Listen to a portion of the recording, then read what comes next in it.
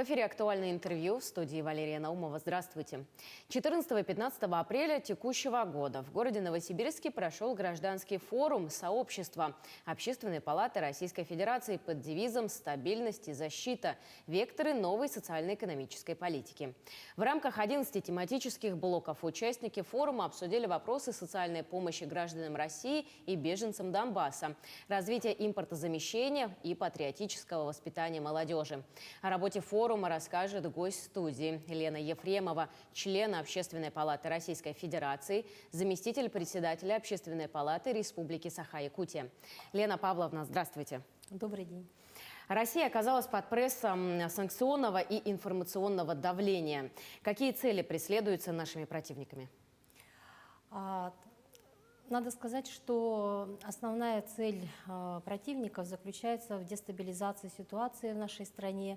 Это, конечно же, угроза, которая существует на сегодняшний день, и решение нашего руководства в лице главнокомандующего и правительства направлены на обеспечение прежде всего безопасности жителей нашей страны.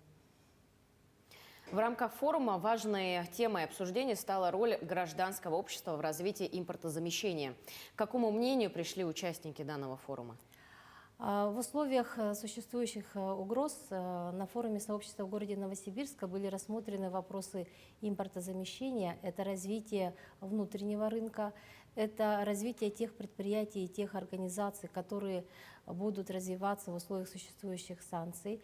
И город Новосибирск не зря был выбран для проведения форума как стартовый форум среди всех 4 форумов, запланированных в течение этого года, так как город Новосибирск славится у нас как научный центр развития науки, развития всех вот этих инновационных проектов. Поэтому в городе Новосибирске были рассмотрены вопросы импортозамещения лекарственных средств, прежде всего, развития научного потенциала и развития различных направлений сферы социальной, которые существуют у нас в стране.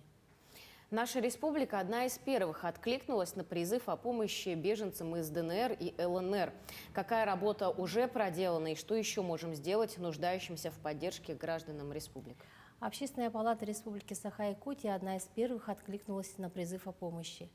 Совместно с организацией «Мы вместе» и Красным Крестом был организован пункт сбора помощи пострадавшим от военных действий. И первая помощь она была уже доставлена жителям ДНР. И в постоянном представительстве Республики Саха-Якутия в городе Москва был организован круглый стол, посвященный непосредственно оказанию вот этой помощи пострадавшим в результате военных действий.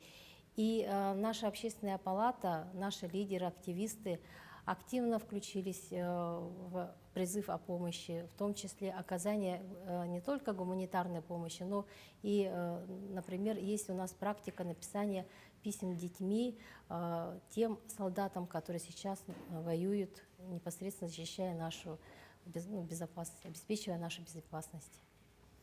В апреле в Общественной палате Российской Федерации состоялось расширенное заседание Общественного совета постоянного представительства республики при президенте России. Какие вопросы были рассмотрены на этом заседании? Да, действительно, на площадке Общественной палаты Российской Федерации состоялось очень расширенное большое заседание, в котором приняли около 30 субъектов Российской Федерации и 27 субъектов Российской Федерации в лице общественных представительств подписали обращение в поддержку решения главнокомандующего Владимира Путина о тех мерах, которые на сегодня у нас приняты в защиту. И, конечно же, в ходе вот этого обсуждения были приняты совместные планы взаимодействия, дальнейшего взаимодействия в этом направлении по обеспечению мира, согласия и стабильности. Лена Павловна, спасибо вам большое, что пришли, ответили на наши вопросы. Благодарю вас. Спасибо. Ну а я напомню, что вы смотрели «Актуальное интервью». Всего доброго.